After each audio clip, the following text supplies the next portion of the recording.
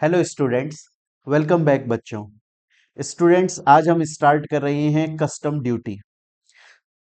तो custom duty की ये आज पहली क्लास है और बहुत ही इंटरेस्टिंग, बहुत ही मज़ेदार क्लास होगी। चलिए पढ़ना शुरू करते हैं। देखिए, सबसे पहला क्वेश्चन ये आता है कि सर आखिर कस्टम ड्यूटी का मीनिंग क्या होता है।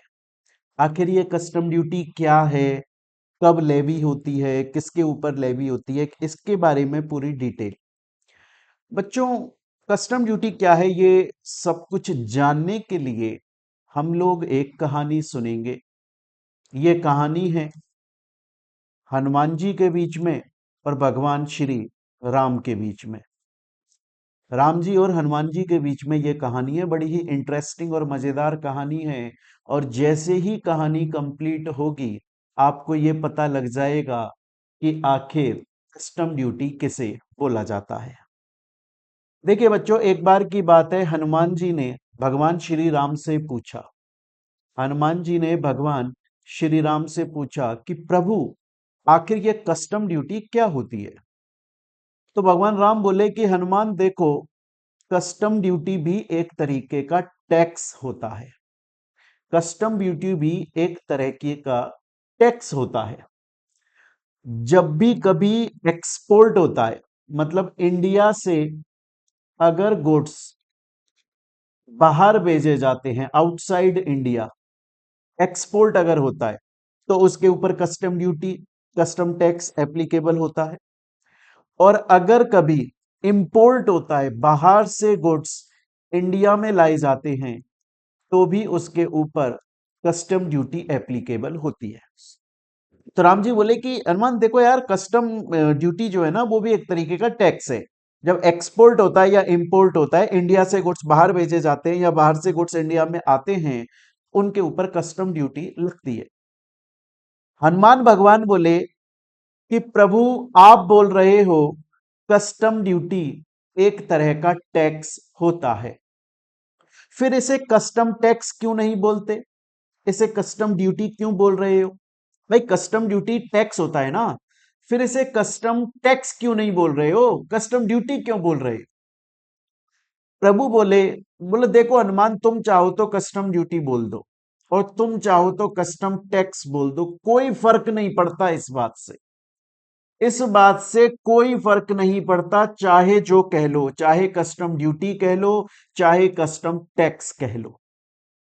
लेकिन हां, नॉर्मली जब भी कभी एंट्री होती है, नॉर्मली जब भी कभी एंट्री होती है, तो उस पर जो टैक्स लगते हैं हम उसे ड्यूटी बोलते हैं। या हम बोलते हुए आ रहे हैं कि जब भी पैसा लेकर परमिशन दी जाती है तो उसे ड्यूटी बोली जाती है। अब इंडिया से माल गुड्स अगर बाहर से अगर इंडिया में आ रहे हैं, तो हम पैसा ले रहे हैं और परमिशन दे रहे हैं उनको आने की। या फिर इंडिया से बाहर जा रहे हैं तो पैसा लेकर परमिशन दे रहे हैं बाहर ले जाने की। इसलिए इसको ड्यूटी बोला जा रहा है, क्योंकि जब भी कभी एंट्री के लिए पैसा लिया जाता है और परमिशन दी जाती है तो ड्यूटी बोला जाता है। बाकी अगर तुम टैक्स बोलोगे हनुमान, तो कोई फर्क नहीं पड़ेगा इस बात से। हनुमान जी बोले बोले ठीक है प्रभु, आप बोल रहे हो कि कस्टम ड्यूटी भी एक तरीके का टैक्स होता है जो इंपोर्ट एक्सपोर्ट पे लगता है, आपकी बात मानता हूं। आप बोल रहे हो कि इसे चाहे से टैक्स, कस्टम टैक्स बोल दो, कस्टम ड्यूटी बोल दो, कोई फर्क नहीं पड़ता, एक ही बात है। और नॉर्मली ड्यूटी इसलिए बोल रहे हैं क्योंकि एंट्री हो रही है, परमिशन दी जा रही है। चलो ये भी बात मैं आपकी मान लेता हूं। प्रभु फिर इसको इंपोर्ट एंड एक्सपोर्ट टैक्स क्यों नहीं, कस्टम क्यों कहते हैं, आपने मुझे ये बताया, ड्यूटी क्यों कहते हैं, ये समझ में आया। इसको कस्टम ड्यूटी क्यों कहते, इसको इंपोर्ट एंड एक्सपोर्ट ड्यूटी क्यों नहीं कहते। तो भगवान श्री राम बोले बोले देखो हनुमान, इसके लिए ना तुमको पुराने जमाने में जाना पड़ेगा। पुराने जमाने में क्या होता था, पुराने जमाने में राजा महाराजा जो हुआ करते थे, किंग जो हुआ करता था, वो एक एरिया का किंग हुआ करता था, एक जगह का किंग हुआ करता था, एक एरिया का। और वहां पर वो, उस एरिया का किंग हुआ करता था, वहां पर वो टैक्स नॉर्मली उसके एरिया के अंदर अगर कोई भी सामान बेचने के लिए चाहता है तो फिर वो राजा मना कर देता था। तो वो राजा मना कर देता था कि तुम मेरे एरिया में ये सामान नहीं बेच सकते।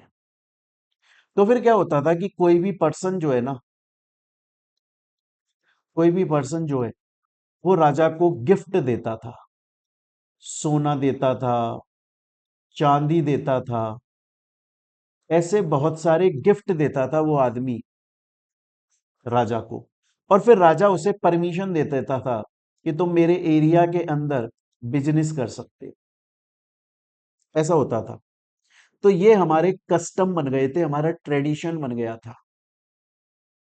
अभी भी कस्टम ड्यूटी के अंदर भी क्या हो रहा है कि राजा कौन है? Indian government. एरिया क्या है? इंडिया। वो परमिशन दे रही है कि बाहर से कोई माल आ रहा है तो इंडिया में आके बिजनेस कर लो, और अगर इंडिया से जा रहा है तो बाहर ले जाओ, कोई प्रॉब्लम नहीं है। इसलिए हम उसे कस्टम बोल रहे हैं, क्योंकि ये कस्टम पुराने राजा महाराजाओं के जमाने से शब्द चलता हुआ चला आ रहा है। ये हमारी परंपरा है, ट्रेडिशन है, इसलिए इसे कस्टम्स बोला जा रहा है।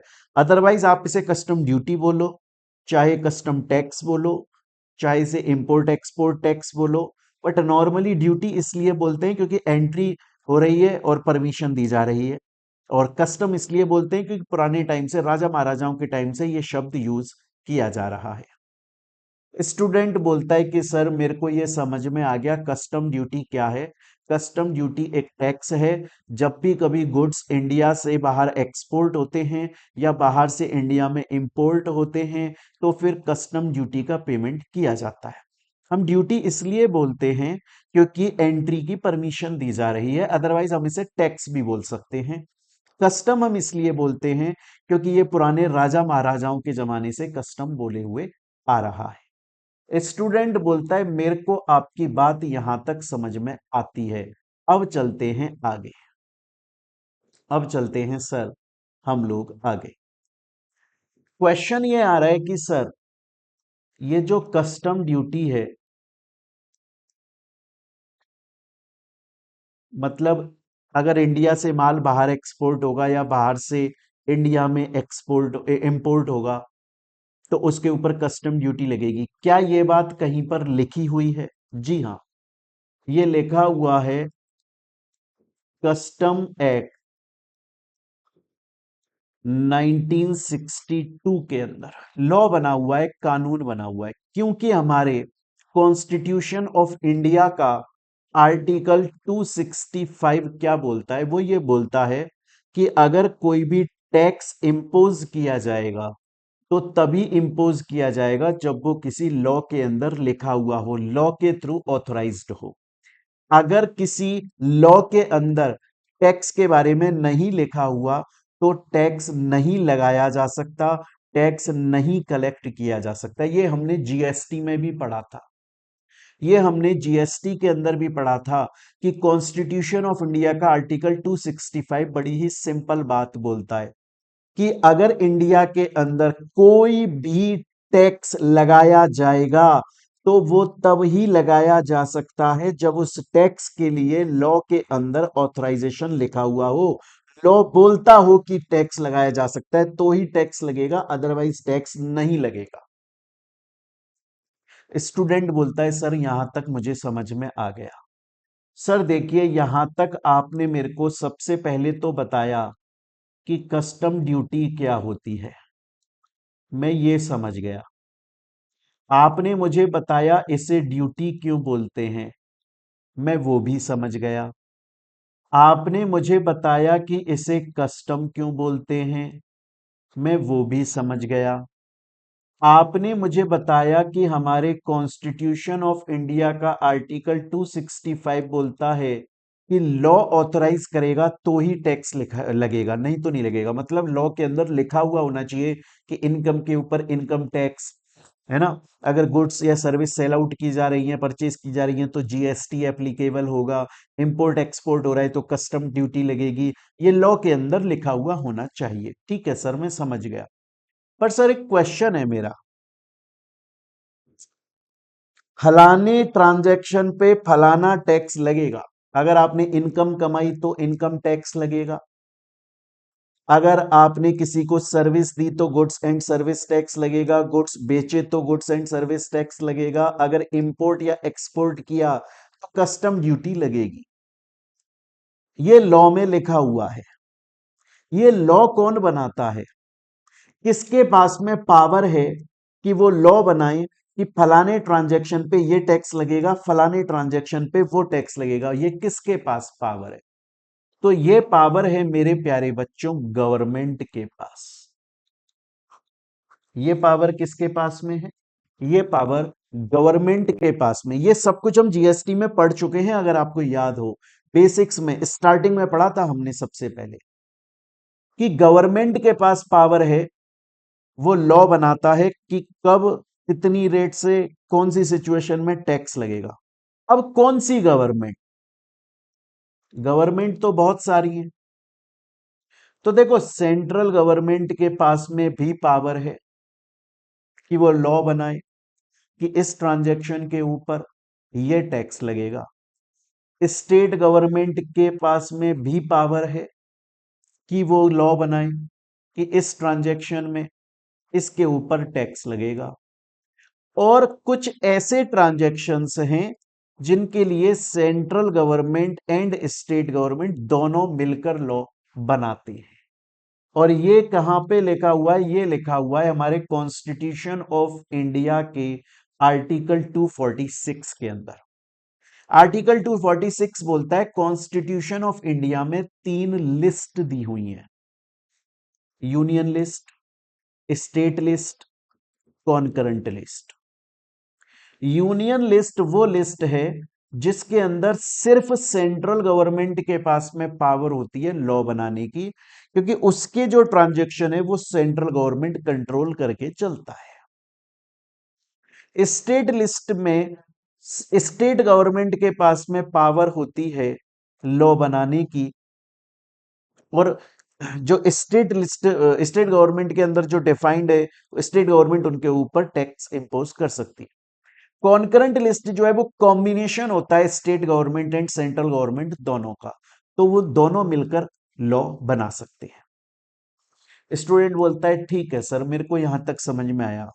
कस्टम ड्यूटी किसे कहते हैं मैं समझ गया, ड्यूटी क्यों कहते हैं ये भी समझ गया, कस्टम क्यों कहते हैं ये भी समझ गया। आर्टिकल 265 क्या कहता है कि लॉ में लिखा है तो टैक्स लगेगा, नहीं तो नहीं लगेगा, समझ गया। आर्टिकल 246 बोलता है 3 लिस्टें: union, state, concurrent. Union central के पास पावर है, स्टेट स्टेट के पास पावर है, कॉन्करेंट सेंट्रल स्टेट दोनों के पास पावर है। समझ गया। यहां तक की बात सर मेरे को पूरी तरीके से समझ में आती है, लेकिन कस्टम के लिए कहां लिखा हुआ है? कस्टम के लिए लिखा हुआ है यूनियन लिस्ट के यूनियन लिस्ट के 7th शेड्यूल की एंट्री 83। वो बोलता है कि custom duty union government central government का हिस्सा है। सेंट्रल गवर्नमेंट लॉ बनाती है कस्टम ड्यूटी के लिए। स्टूडेंट बोलता है सर यहां तक पूरे बेसिक्स मुझे समझ में आ गए। हालांकि एग्जाम के पॉइंट ऑफ व्यू से ये इंपॉर्टेंट नहीं है, पर आपको समझने जरूरी है, तभी जाकर आगे का टॉपिक समझ पाओगे कि आखिर कस्टम ड्यूटी क्या है, कब एप्लीकेबल होता है, ब्ला ब्ला।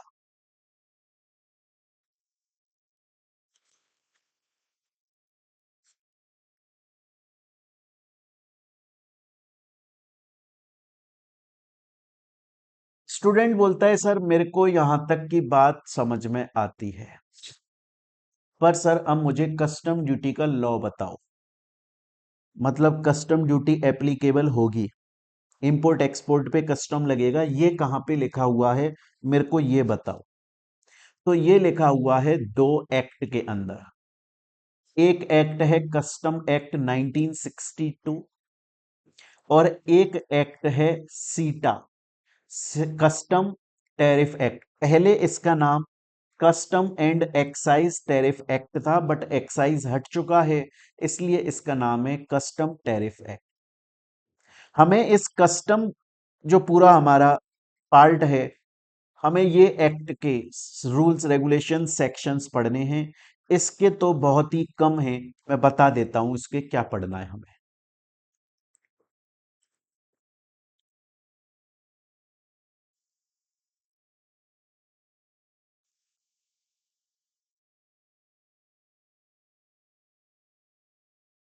देखिएगा बच्चों, कस्टम एक्ट 1962 ये किस बारे में बात करता है?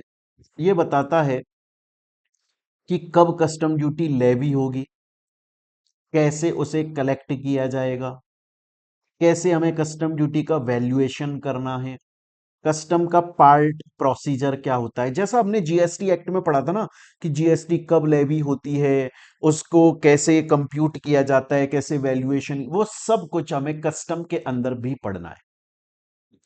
कस्टम टैरिफ एक्ट क्या बताता है? वो बताता है रेट ऑफ ड्यूटीज, किस रेट से कस्टम ड्यूटी लगेगी।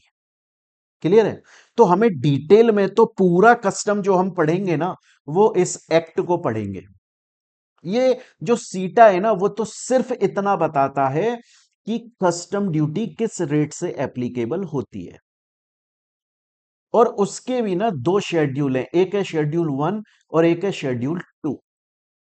शेड्यूल 1 जो है ना, वो बताता है कि अगर बाहर से इंडिया में गुड्स इंपोर्ट हो रही हैं तो किस रेट से ड्यूटी लगेगी। और शेड्यूल 2 बताता है अगर इंडिया से बाहर गुड्स एक्सपोर्ट हो रहे हैं तो किस रेट से ड्यूटी लगेगी। ये इंपोर्ट के बारे में बताता है और ये एक्सपोर्टेशन के बारे में बताता है। अरे ये मेरी बात यहां तक समझ में आप लोगों को? स्टूडेंट बोलता है सर मेरे को यहां तक की बात आपकी समझ में आ गई। ये तो बताता है इंपोर्ट के बारे में, शेड्यूल 2 बताता है एक्सपोर्ट के बारे में। वैसे एक बात बताऊं प्यारे बच्चों, अगर बाहर से इंडिया में कोई भी चीज इंपोर्ट हो रही है तो उसके ऊपर ड्यूटी लगती है। मोस्टली मेजरली सभी इंपोर्ट के ऊपर ड्यूटी लगती है। इवन अगर गवर्नमेंट गुड्स भी आ रही हैं ना, तो भी उनके ऊपर ड्यूटी लगती है। नॉन गवर्नमेंट्स गुड्स अगर इंपोर्ट हो रहे हैं उनके ऊपर भी इंपोर्ट ड्यूटी लगती है। बस ये नेवी नेवी डिफेंस या पॉलिसीज कोस्ट गार्ड इनसे रिलेटेड नहीं लगती, क्योंकि गवर्नमेंट इनको बढ़ावा देती है। बेसिकली मेरा कहने का मतलब यह है कि इंपोर्ट के ऊपर कस्टम ड्यूटी लगती ही लगती है। पर आपको पता है एक्सपोर्ट के ऊपर बहुत कम होता है कस्टम ड्यूटी लगती है। ज्यादातर एक्सपोर्ट गवर्नमेंट फ्री में, मतलब without any tax export allow करती है गवर्नमेंट। इंडिया की गवर्नमेंट चाहती है कि इंडिया ज्यादा से ज्यादा एक्सपोर्ट करे, क्योंकि अगर ज्यादा से ज्यादा एक्सपोर्ट होगा तो फिर हम फॉरेन करेंसी के अंदर कमाएंगे, उससे हमारे देश का भी फायदा हो रहा है और जो सेलर बेच रहा है उसका भी फायदा हो रहा है। हमेशा गवर्नमेंट, और सिर्फ हमारे देश की नहीं, हर देश की गवर्नमेंट चाहती है कि उसके यहां के लोग, उसके यहां के बिजनेसमैन, उसके यहां की कंपनीज ज्यादा से ज्यादा एक्सपोर्ट करें। इसलिए एक्सपोर्ट ड्यूटी ज्यादातर माफ होती है। बहुत कम ट्रांजैक्शंस होते हैं जिनके ऊपर एक्सपोर्ट ड्यूटी लगती है। इसीलिए देखिएगा वेरी फ्यू एक्सपोर्ट ऐसे होते हैं जिनके ऊपर कस्टम ड्यूटी लगी, क्योंकि गवर्नमेंट एक्सपोर्ट बढ़ाना चाहती है। बट इंपोर्ट के ऊपर जरूर ड्यूटी लगती है। यहां तक कि मेरी बात आपको समझ में आई? तो देखो, एक बार हमने अभी तक क्या पढ़ा उसको रिवाइज करते हैं। हमने सबसे पहले पढ़ा कि आखिर कस्टम ड्यूटी क्या होती है।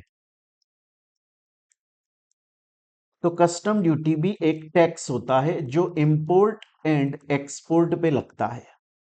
हम इसे ड्यूटी क्यों बोलते हैं? क्योंकि एंट्री दी जा रही है, पैसे लेकर परमिशन दी जा रही है। और इसे कस्टम्स क्यों बोलते हैं? क्योंकि किंग के टाइम से, राजा महाराजाओं के टाइम से ऐसा चलता हुआ आ रहा है। फिर हमने पढ़ा कि आर्टिकल 265 क्या बोलता है कि टैक्स तभी कलेक्ट किया जाएगा जब वो किसी लॉ में लिखा है, लॉ में नहीं लिखा तो टैक्स अप्लाई नहीं होगा। फिर आर्टिकल 246 क्या बोलता है? वो बोलता है तीन लिस्ट हैं, यूनियन, स्टेट और कॉन्करेंट। जो कस्टम है वो यूनियन के 7th शेड्यूल के एंट्री 83 में आता है। फिर उसके बाद में हमने पढ़ा कि कस्टम लॉ क्या है, मतलब कस्टम के ऊपर कौन कौन से लॉ एप्लीकेबल होते हैं। तो एक तो है आपका कस्टम एक्ट और एक है सीटा, custom tariff act. Custom act हम डिटेल में पढ़ेंगे, जो हमें बताएगा कस्टम ड्यूटी कब लेवी होती है, कैसे उसको उसका वैल्यूएशन किया जाता है, उसका प्रोसीजरल पार्ट, वो सब कुछ हम इसमें देखेंगे।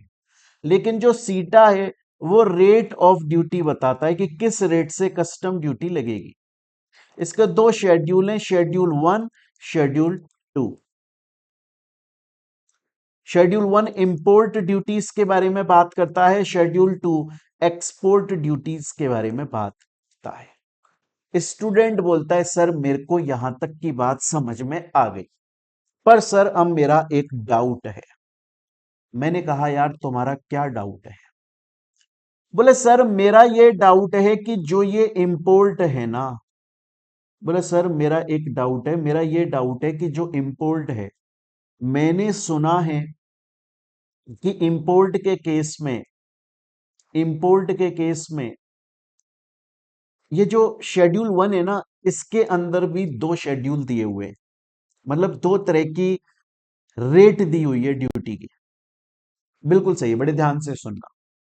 जैसे आज एग्जाम्पल के तौर पे हमारा इंडिया है, अब देखो जगह जगह से इंपोर्ट हो रहा है। चाइना इंडिया में इंपोर्ट करता है, यूएसए इंडिया में इंपोर्ट करता है, और भी कुछ कंट्रीज हैं जो कि इंडिया में इंपोर्ट करती हैं अपने गुड्स को। इंडिया क्या है, कुछ कंट्रीज को बेनिफिट देता है। इंडिया चाहता है कि यार ये कंट्रीज का अगर एक्सपोर्ट हमारे यहां पर हो रहा है ना, तो ये कंट्रीज हमारी फेवर्ड नेशन है, ये कंट्रीज हमारी फेवर्ड नेशन है, ये अच्छी कंट्रीज हैं, हम इसको बढ़ावा देना चाहते हैं। हम इन कंट्रीज को क्या चाहते हैं, हम इन कंट्रीज को बढ़ावा देना चाहते हैं कि ये कंट्रीज अगर हमारे यहाँ पे इंपोर्ट कर रही हैं तो हम इनकी गुड्स के ऊपर कम ड्यूटी लगाएंगे। क्योंकि देखो एक्चुअली में होता क्या है, आज सपोज करो चाइना ने इंडिया में कोई चीज एक्सपोर्ट करी, मतलब इंडिया में इंपोर्ट हो रही है चाइनीज गुड्स। अब सपोज करो चाइना के प्रोडक्ट की कॉस्ट है इंडियन रुपीज में 70 रुपए, और अब इंडियन गवर्नमेंट क्या बोलती है, इंडियन गवर्नमेंट बोलती है कि यार देखो 70 रुपए सस्ता हो जाता है, हमारा इंडिया का ही कोई पर्सन जो है वो एक पर्टिकुलर दाम पर सेम प्रोडक्ट या सेम तरीके का प्रोडक्ट बेच रहा है, लेकिन ये सस्ता है।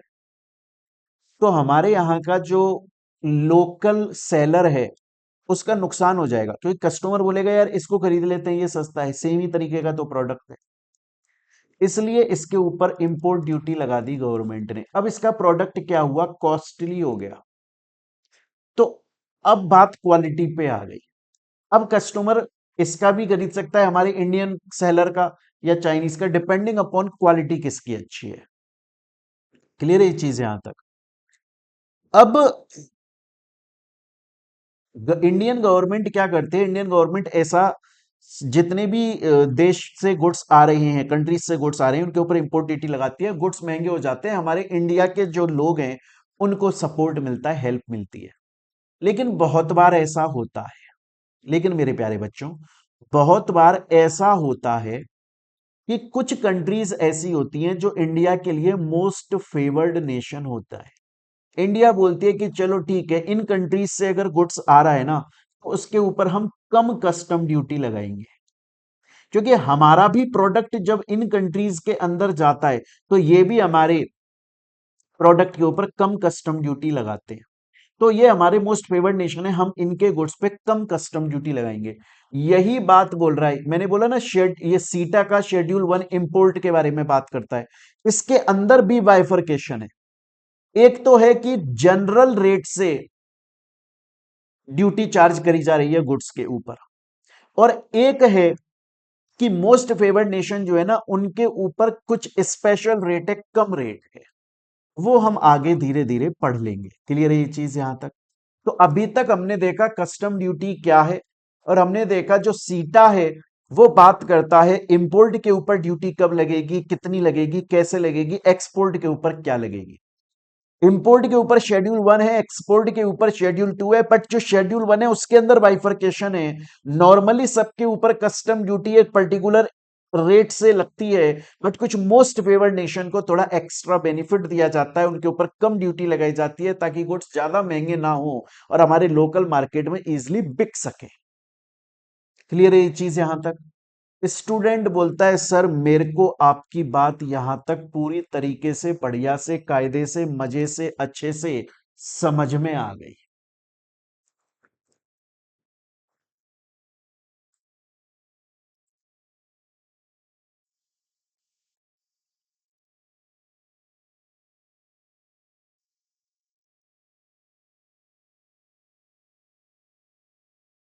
चलिए मेरे प्यारे बच्चों, यहां तक आप लोगों को यहां बात समझ में आ चुकी है।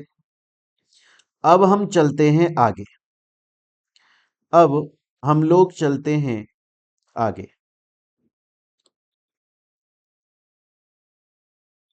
अब देखिए हम आ जाते हैं सेक्शन 12। यहां से आप ये मान लीजिए कि प्रॉपरली आपका कस्टम स्टार्ट हो रहा है। अभी तक तो सिर्फ एक तरह का इंट्रोडक्शन आपको दिया गया था। अभी तक तो अभी तक अगर एग्जाम में आने का कुछ है, अभी तक जो हमने पढ़ा आज की क्लास में, उसमें से अगर एग्जाम में आने का कुछ है तो बस इतना आ सकता है कि कस्टम लॉ। एक तो फिर किस पर, तो आपको बताना पड़ेगा कस्टम एक्ट कस्टम के ऊपर लगता है और सीटा लगता है। इसके अलावा दूसरा क्वेश्चन अगर आ सकता है तो यूनियन लिस्ट के अंदर कहां पे कस्टम ड्यूटी डिफाइन है, तो आपको याद रखना पड़ेगा कस्टम ड्यूटी यूनियन लिस्ट के अंदर सेक्शन शेड्यूल 7 के अंदर एंट्री 83 के अंदर कस्टम ड्यूटी डिफाइंड है। वो बोलता है कि यूनियन गवर्नमेंट के अंडर में आती है कस्टम ड्यूटी। क्लियर है ये चीज यहां तक? अब हम चलते हैं, यहां से कस्टम का मोस्ट इंपॉर्टेंट पार्ट स्टार्ट होता है और यहां से अब जो आगे के टॉपिक्स है वो एग्जाम में आने के चांसेस रहते हैं। सबसे पहले आता है charging section. Charging section, section 12।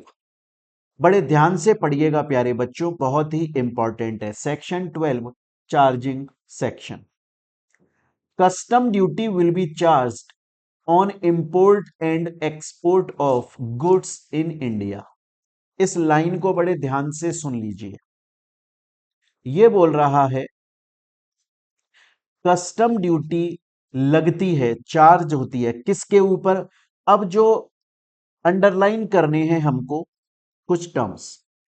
Custom duty charge होती है इंपोर्ट के ऊपर, तो हमें इंपोर्ट का मीनिंग देखना है, इंपोर्ट का मतलब क्या होता है। कस्टम ड्यूटी चार्ज होती है एक्सपोर्ट के ऊपर। जब गुड्स इंपोर्ट या एक्सपोर्ट होते हैं तो गुड्स की डेफिनेशन क्या है, जीएसटी से अलग है गुड्स की डेफिनेशन, वो हमें पढ़नी है। और इंडिया का मतलब क्या है। तो अगर एग्जाम में ये क्वेश्चन आ जाए कि कस्टम ड्यूटी का चार्जिंग सेक्शन क्या है, कहां पर लिखा हुआ है कि अगर इंडिया से गुड्स एक्सपोर्ट हो रहे हैं या बाहर से गुड्स इंडिया के अंदर इंपोर्ट हो रहे हैं तो कस्टम ड्यूटी लगेगी, कस्टम एक्ट के सेक्शन 12 के अंदर लिखा हुआ है, वो इसका चार्जिंग सेक्शन है। वो क्या बोलता है, वो सिंपल सी बात बोलता है, अगर इंडिया से गुड्स बाहर एक्सपोर्ट होता है या बाहर से गुड्स इंडिया के अंदर इंपोर्ट होता है तो कस्टम ड्यूटी एप्लीकेबल होगी। अब क्वेश्चन आता है कि सर इंपोर्ट का मीनिंग क्या है, सर एक्सपोर्ट का मीनिंग क्या है, सर गुड्स का मतलब क्या है, और सर इंडिया का मतलब क्या है। तो बड़े प्यारे बच्चों बड़े ध्यान से समझिएगा। सबसे पहले बात करेंगे इंपोर्ट क्या है। इंपोर्ट का मतलब है फॉरेन से इंडिया में गुड्स आ रही हैं। It means bringing into India, India में लाए जा रही हैं goods from a place outside India. Outside India से इंडिया में जब गुड्स आ रही हैं उसे बोला जाता है इंपोर्ट। और एक्सपोर्ट का मतलब क्या है, इंडिया से फॉरेन में जा रहे हैं, बाहर जा रहे हैं। It means taking out of India from a place in India, India से इंडिया के बाहर लेकर जाए जा रहे हैं गुड्स, तो उसे एक्सपोर्ट बोलते हैं। बड़ी सिंपल बात है। ये सेक्शन आपको इतना खास याद नहीं रखना होता है, नॉलेज के लिए दिया हुआ है। नेक्स्ट आता है what is the meaning of India. यहां से मोस्ट इंपॉर्टेंट पार्ट स्टार्ट होता है, बड़े ही ध्यान से समझिएगा। देखो बच्चों, ये आपको ग्लोब दिखाई दे रहा है। देखो ये आपको ग्लोब दिखाई दे रहा है। क्लियर है ये चीज यहां तक? अब बड़े ध्यान से देखिएगा। ये है इंडिया, ये है प्यारे बच्चों इंडिया। तो ये इंडिया के अंदर जो पूरा लैंड मास है ना, मतलब इंडिया वाला पार्ट, ये जो इंडिया वाला पार्ट है ना, ये पूरा, इसे बोलते हैं land mass of India. India की धरती, इंडिया की जमीन, इंडिया का लैंड मास, उसको इंडिया बोला जाता है। इंडिया किसको बोला जाता है? सेक्शन 2 सबसेक्शन 27 बोल रहा है land mass of Indian boundary. मतलब इस बाउंड्री, मतलब ये जो इंडिया है, इस बाउंड्री के अंदर अंदर ये जो पूरा पार्ट है, ये लैंड मास है और ये इंडिया में काउंट होता है। प्लस इसके अलावा और किस चीज को इंडिया बोला जाता है? ये इंडिया की आपको बाउंड्री दिखाई दे रही है, इसके 12 नोटिकल माइल, इसके 12 नोटिकल माइल्स तक भी इंडिया है। 12 नोटिकल माइल का मतलब बड़े ध्यान से समझिएगा। एग्जाम्पल के तौर पे आप सपोज कीजिए प्यारे बच्चों, देखिए मैं आपको एक मिनट बड़ा करके समझाता हूं।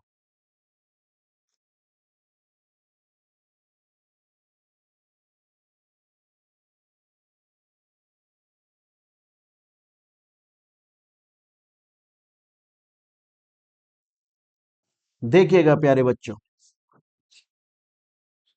मैंने आपको बोला पहला पॉइंट क्या बोलता है? पहला पॉइंट बोलता है ये जो इंडिया के अंदर का पार्ट है लैंड मास, वो इंडिया है। क्लियर? अब इंडिया की जो बाउंड्री है ना, ये जो बाउंड्री है, ये जो लाइन है बेस लाइन, यहां से 12 नोटिकल माइल भी इंडिया के अंदर ही काउंट होता है। इसका मतलब क्या है? पानी का जो हिस्सा है 12 नोटिकल माइल, इसका मतलब है सपोज कीजिए कि बाहर से, यहां यूएसए से कोई प्रोडक्ट आ रहा है, कोई वेसल आ रहा है, कोई जहाज आ रहा है, और ये 12 नोटिकल माइल की बाउंड्री है। यहां पे 12 नोटिकल माइल आपके खत्म हो रहे हैं, इधर से स्टार्ट हो रहे हैं, इधर से खत्म हो रहे हैं। क्लियर है? फॉरेन से, यूएसए से कोई वेसल आ रहा है, आ रहा है, आ रहा है, आ रहा है, आ रहा है, जैसे ही वो 12 नोटिकल माइल की बाउंड्री पे पहुंचा, हम ये मानेंगे इंपोर्ट शुरू हो गया, इंपोर्ट स्टार्ट। तो सिर्फ ये नहीं है कि वो यूएसए से वेसल जब इंडिया की बाउंड्री को टच करेगा तभी इंपोर्ट माना जाएगा, नहीं नहीं, बल्कि जब उसने 12 नोटिकल माइल को टच करा ना, मान लिया जाएगा इंपोर्ट हो गया। सेम उसी तरीके से जब इंडिया से कोई प्रोडक्ट बाहर जा रहा है, तो वेसल बाहर जा रहा है, अब इसने ये बेसलाइन क्लियर कर ली, वेसल ने ये बेसलाइन क्लियर कर ली, तो भी एक्सपोर्ट ही माना जाएगा। हालांकि एक्सपोर्ट ड्यूटी यहां एडवांस में पे कर दी जाती है, पहले एक्सपोर्ट ड्यूटी पे हो जाती है, उसके बाद वेसल निकलता है, वरना तो निकल जाओगे बाद में, कौन लेने बैठा है टैक्स और कौन देने बैठा है।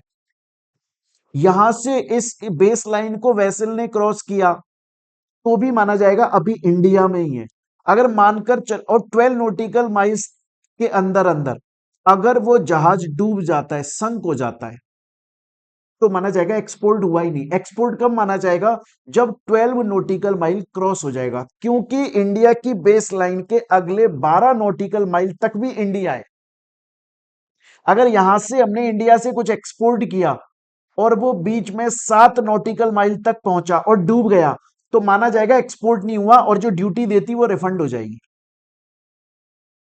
एक्सपोर्ट माना ही तब जाएगा जब 12 नॉटिकल माइल क्रॉस हो जाएगा। आ रही है मेरी बात यहां तक समझ में? अब देखो इंडिया का मतलब क्या हुआ। इंडिया का मतलब है एक तो लैंड मास, मतलब ये जो इंडिया के अंदर का पार्ट है, दूसरा 12 नॉटिकल माइल तक भी इंडिया है। बाहर से कोई आ रहा है कुछ और इसको टच करा, मान लेंगे इंपोर्ट हो गया। और यहां से अगर कुछ एक्सपोर्ट हो रहा है लेकिन उसने 12 नॉटिकल माइल क्रॉस नहीं करा, बीच में ही डूब गया, तो भैया एक्सपोर्ट हुआ ही नहीं, पैसा रिफंड हो जाएगा, पैसा रिफंड हो जाएगा। अब पता है एक बार जब मैं पढ़ाता हूं ना इसे, बच्चों के अजीब अजीब क्वेश्चन आते हैं। एक बार एक स्टूडेंट पूछा मेरे से, बोला सर सपोज करो, बोला सर सपोज करो कि कोई प्रोडक्ट है, तो यहां पर 12 नॉटिकल माइल है सर, ये 12 नॉटिकल माइल है, ये वाला पार्ट। मैंने कहा ठीक है। बोला सर वेसल यहां से चला, पहला क्वेश्चन, सर वेसल यहां से चला और 7 नॉटिकल माइल में डूब गया, हाँ तो एक्सपोर्ट नहीं हुआ, नो एक्सपोर्ट, ड्यूटी रिफंड होगी। अच्छा सर दूसरा क्वेश्चन, यहां से वेसल चला और 12 नॉटिकल माइल पे ही डूबा, एग्जैक्ट 12 नॉटिकल पे, क्रॉस नहीं हुआ, एग्जैक्ट 12 नॉटिकल, तो भी 12 नॉटिकल पे संक हुआ ना, तो भी एक्सपोर्ट नहीं हुआ, क्योंकि 12 नॉटिकल को क्रॉस नहीं किया ना उसने, अभी भी वो इंडिया के अंदर है। अच्छा सर सपोज करो 12 नॉटिकल माइल्स को वेसल ने क्रॉस कर लिया और फिर डूबा, हाँ तो वो एक्सपोर्ट हो गया, ड्यूटी रिफंड नहीं होगी। लेकिन सर जब वो डूबा ना सर, तो 12 नोटिक ये जो 12 नॉटिकल माइल है ना, इसी बाउंड्री पे डूबा सर, ऐसे डूबा, तो वेसल में से आधे गुड्स तो इधर गिर गए 12 नॉटिकल माइल्स के बाहर, और आधे गुड्स रह गए इंडिया में। तो जो इंडिया में रह गए ना उनकी ड्यूटी रिफंड हो जाएगी, और जो बाहर गिर गए ना उनकी ड्यूटी रिफंड नहीं होगी। और ये एक्चुअल बता रहा हूं मैं आपको। तो अभी तक इंडिया का मीनिंग क्या है, एक तो है अंदर का लैंड मास, उसे इंडिया बोला जाता है, बाहर 12 नॉटिकल माइल्स तक भी इंडिया बोला जाता है। बड़े ध्यान से सुनिएगा, अब बड़े ध्यान से सुनिएगा बच्चों, ये जो 12 नॉटिकल माइल मैंने बताया ना, ये हर केस में होता है, नॉर्मल केस है, ये फिक्स है कि इंडिया से बाहर 12 नॉटिकल माइल्स तक इंडिया माना जाता है। अच्छा, इंडिया से 200 नॉटिकल माइल, इंडिया से 200 नॉटिकल माइल, जिसमें ये 12 नॉटिकल माइल इंक्लूडेड है, 1200 नॉटिकल माइल्स को भी इंडिया माना जाएगा, अगर अगर वो ऑयल रिग्स या मिनरल्स के लिए यूज हो रहा है। होता क्या है, बड़े ध्यान से समझिएगा, आपने देखो समुद्र के अंदर दूर दूर पे इस तरह की मशीन्स लगी हुई देखी होंगी। ये मशीन क्यों होती हैं? ये मशीन होती है, देखो आपको एक बात पता है, अपनी 6th में 7th में 8th में 9th में 10th में 11th में 12th में पढ़ा है कि समुद्र के अंदर मिनरल मिलता है, समुद्र के अंदर ऑयल मिलता है, पेट्रोल मिलता है, खजाना मिलता है। पर वो ऐसा तो नहीं होता कि समुद्र के यहां कोने पे होता है, नहीं, वो समुद्र के इधर बीच में कहीं भी हो सकता है। उसके लिए मशीन यूज करी जाती है पता लगाने के लिए कि कहां पर है वो, और फिर वहां से खोद के निकाला जाता है। आ रही है मेरी बात समझ में? तो बड़े ध्यान से सुनिएगा, मैंने आपको बोला ये इंडिया का लैंड मास इंडिया है, इंडिया की बेस लाइन से 12 नॉटिकल माइल भी इंडिया है, हर केस में 12 नॉटिकल माइल इंडिया है, फिक्स है। इंडिया से टू बेस लाइन से 200 नॉटिकल माइल भी इंडिया है, अगर वो ऑयल रिग्स या मिनरल्स के लिए यूज में आ रहा है। अगर वो ऑयल रिग्स या मिनरल के अलावा किसी दूसरे पर्पज के लिए यूज में आ रहा है तो नहीं, तो सिर्फ 12 नॉटिकल माइल तक इंडिया है, उससे बाहर इंडिया नहीं है। 200 नॉटिकल माइल्स में इंडिया तभी माना जाएगा जब वो ऑयल रिग्स या मिनरल्स ढूंढने के लिए यूज में लिया जा रहा है।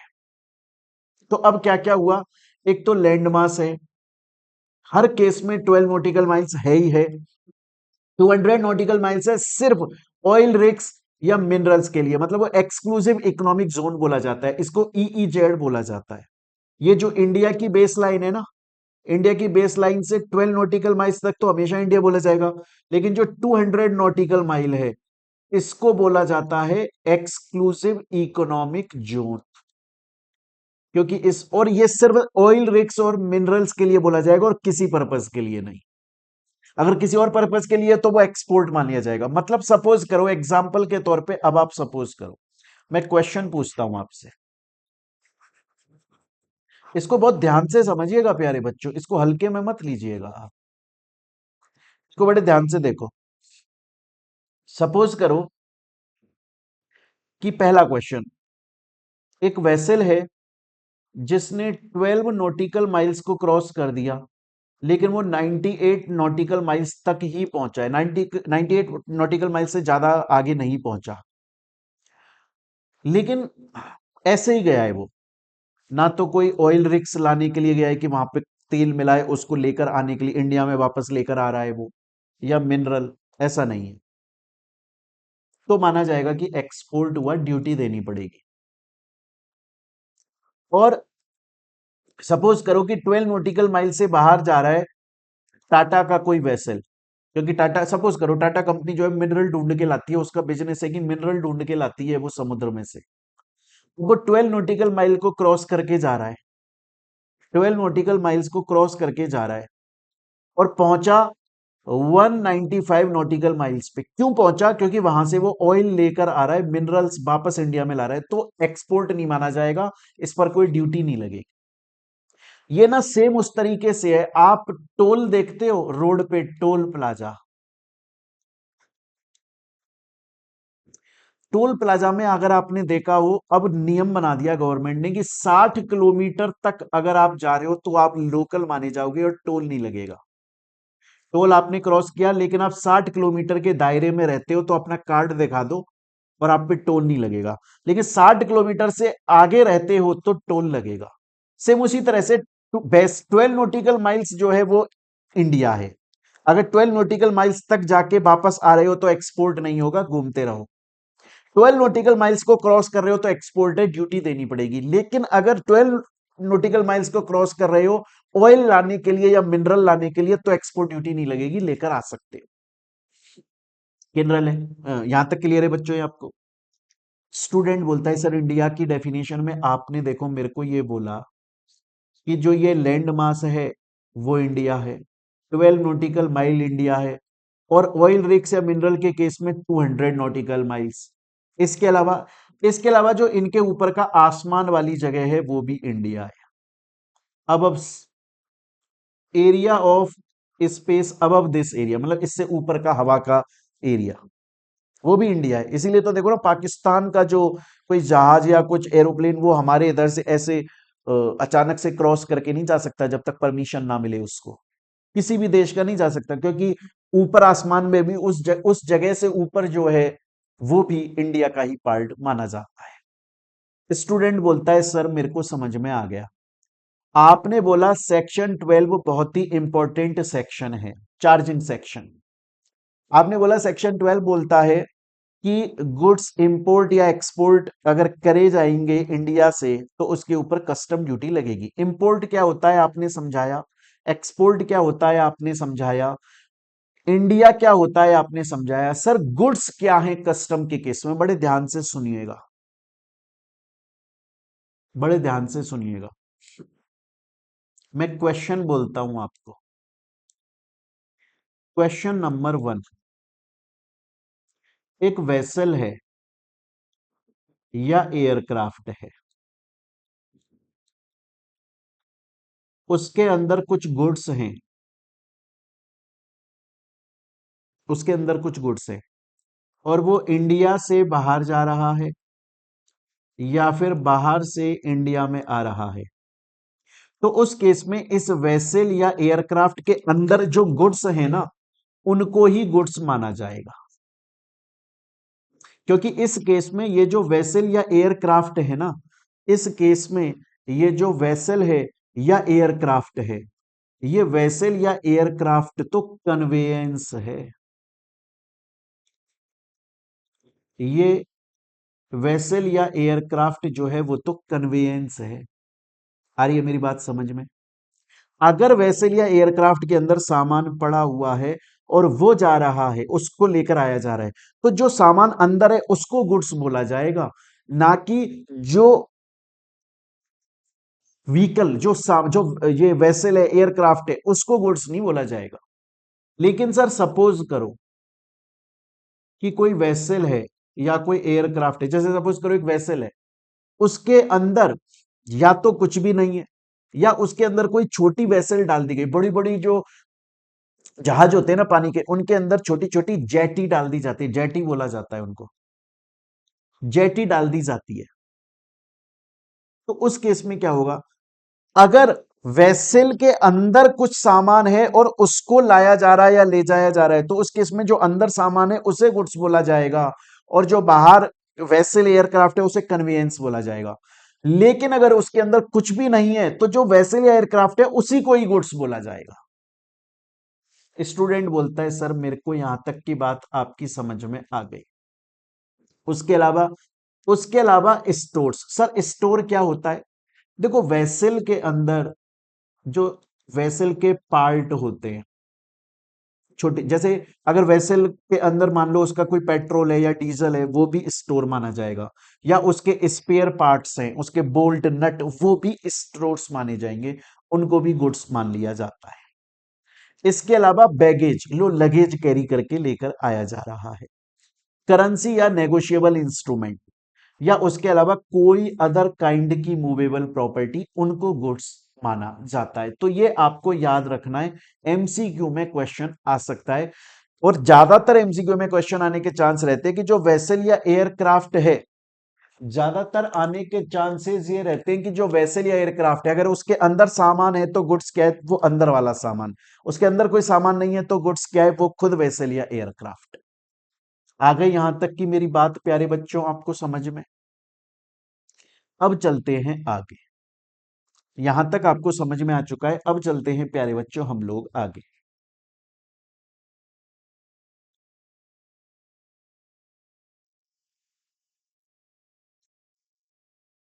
बच्चों मैं एक चीज बोलना चाहूंगा आपको, आप ना एक बार इस क्लास को यहां पर पॉज कीजिए, और अभी तक हमने जितना पढ़ा है उसको रिवाइज कर लीजिए, ताकि जो हमने पढ़ा है वो रिकॉल हो जाएगा एक बार आपके माइंड में।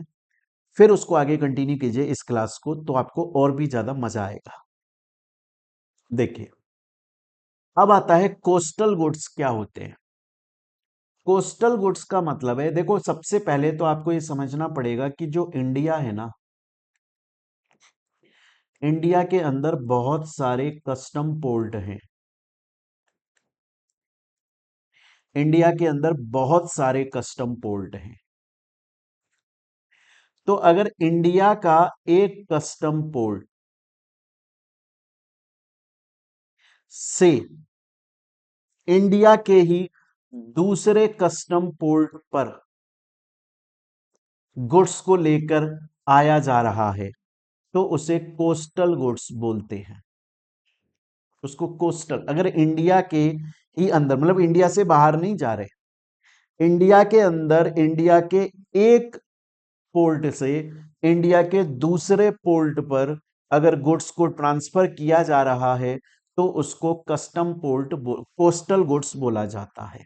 क्या बोला जाता है? Coastal goods. क्लियर है ये चीज यहां तक? अब चलते हैं आगे नेक्स्ट, ड्यूटीएबल गुड्स के ऊपर। अब चलते हैं आगे ड्यूटीएबल। ड्यूटीएबल गुड्स क्या है?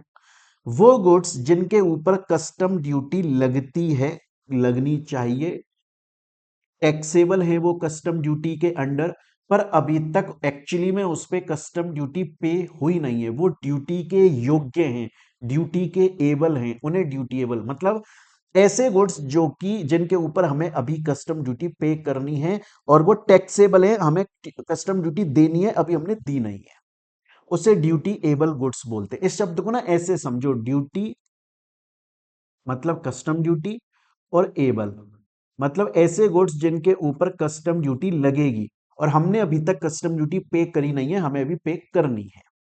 क्लियर ये चीज यहां तक? नेक्स्ट आता है स्मग्ल्ड गुड्स। स्मग्ल्ड गुड्स क्या होते हैं? देखो, आज एक चीज समझिएगा,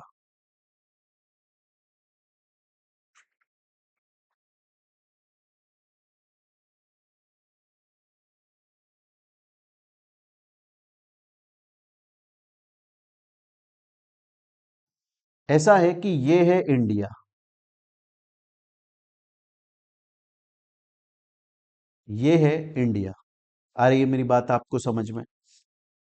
अब सपोज करो फॉरेन से वेसल आ रहा है गुड्स का, और सपोज करो यहां पे इंडिया का कस्टम पोर्ट है, और ये पूरा समुद्र है।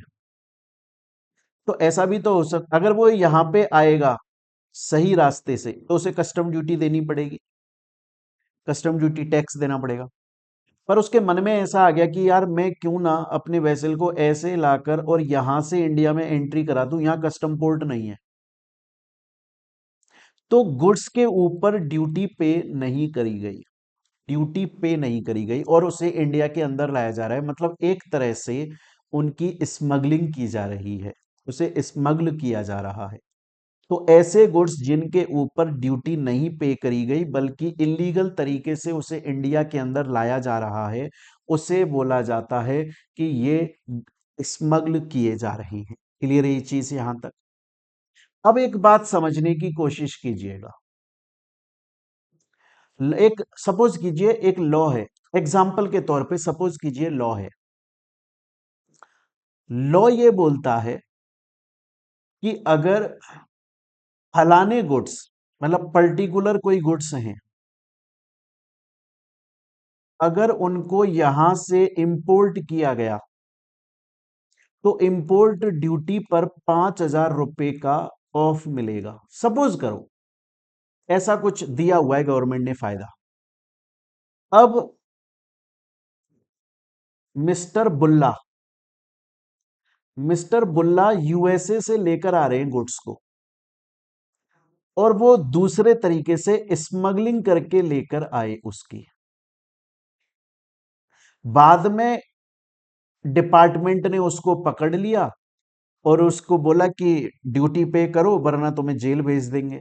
तो फिर बाद में उसने ड्यूटी पे करी क्योंकि गवर्नमेंट ने पकड़ लिया। अब वो बोल रहा है सर ये जो 5,000 रुपए ऑफ थे ना वो कर दो। नहीं, 5,000 रुपए ऑफ कर देते अगर तुम स्मगलिंग नहीं करते और डायरेक्टली लीगल तरीके से आते, पर तुमने तो चालाकी दिखाई, तुम तो सियाणे आदमी हो बहुत, तो स्मगल करके लेकर आए। ये तो हमने तुमको पकड़ लिया इसलिए तुम ड्यूटी दे रहे हो, हम तुम्हें नहीं पकड़ते तो तुम्हारी तो स्मगलिंग हो गई थी, तुम तो टैक्स का पैसा चोरी कर गए थे। अगर स्मगलिंग कर रहे हो विदाउट पेइंग टैक्स, इंडिया में एंटर कर रहे हो या इंडिया से बाहर जा रहे हो, तो अगर कोई बेनिफिट मिलता है उस ट्रांजैक्शन पे वो स्मगलिंग के लिए नहीं मिलेगा। Not eligible for any benefit. Student बोलता है यहां तक की बात मेरे को समझ में आती है सर, यहां तक की बात मेरे को पूरी तरीके से बढ़िया तरीके से कायदे से मजे से अच्छे से समझ में आ गई। तो प्यारे बच्चों एक बार यहां तक आप लोग इसको रिवाइज करें, फिर बाकी का हम लोग अपनी नेक्स्ट क्लास के अंदर कंटिन्यू करेंगे। क्लियर है? एक बार आप लोग यहां तक इसको अच्छे से रिवाइज कीजिए, बहुत ही सिंपल है। मैंने जो जो एक एक बात बोली और ये जो मैंने आपको पूरा एग्जाम्पल कहानी सुनाई, आपकी पास में जो बुक है उसके अंदर ये लिखी हुई है, आपको अलग से लिखने की मेहनत करने की जरूरत नहीं है। तो मिलते हैं प्यारे बच्चों अब हम लोग अपनी नेक्स्ट क्लास के अंदर। Till then thank you, take care बच्चों।